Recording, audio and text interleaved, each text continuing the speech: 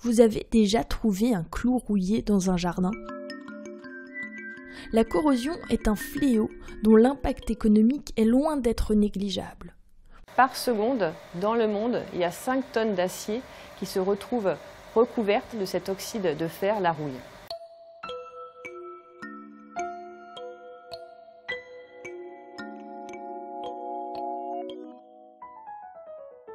Pour y remédier, on utilise souvent une peinture anti-rouille.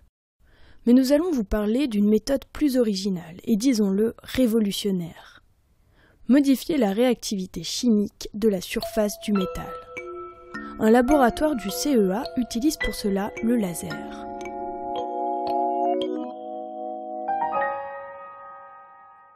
Les lasers qu'on utilise sont des lasers de petite dimension. Le faisceau laser est envoyé grâce à ce miroir dans un ensemble optomécanique qu'on appelle une tête galvanométrique qui est composée de miroirs. Le mouvement relatif de l'ensemble de ces miroirs permet au laser de balayer la surface du substrat. Le laboratoire utilise des lasers qui tirent par impulsion de plusieurs dizaines de nanosecondes. Dans ce temps très court, le laser va concentrer sur une surface très réduite, 100 microns, une énergie très importante provoquant un flash thermique à la surface du matériau. Seulement 2 à 3 microns en profondeur vont être affectés thermiquement. Une zone d'environ 1 micron va être complètement fondue. Si l'énergie du laser est très importante, il peut même y avoir éjection de matière. La structure de la surface du matériau va être modifiée. Différents phénomènes vont favoriser l'élimination des impuretés et la concentration d'éléments protecteurs, comme le chrome.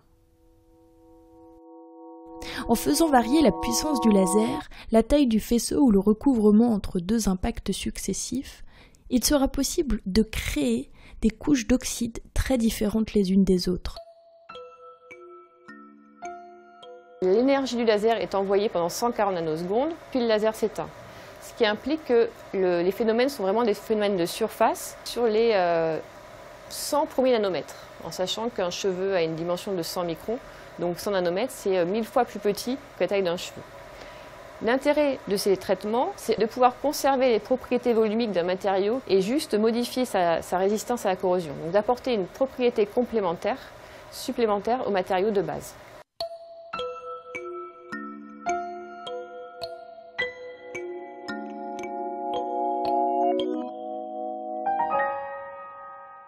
Comment un traitement sur une si faible épaisseur peut-il être aussi protecteur ? Grâce au traitement laser, en fait, on uniformise voire on élimine ces hétérogénéités de surface. Donc on n'a plus ces points d'attaque privilégiés et on permet une migration homogène aussi du chrome. Donc on a cette formation de couche de chrome en extrême surface qui est protectrice.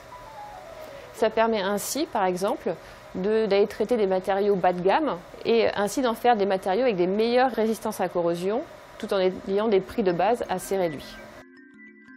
Encore faut-il vérifier que la pratique confirme la théorie. La spectrométrie des charges luminescentes va nous permettre de déterminer la composition des couches formées par le traitement laser. Différents types de matériaux ont été analysés par cette technique. Le résultat est conforme à ce que l'on attendait. Ça marche. Mais est-ce que cela peut servir en dehors du laboratoire ? Les applications peuvent intéresser toutes les industries chimiques, pétrochimiques, métallurgiques, nucléaires. Donc c'est une amélioration de la durée de vie des installations industrielles. Changer un métal ordinaire en un métal à haute performance, est-ce que ça ne ressemble pas à de l'alchimie ?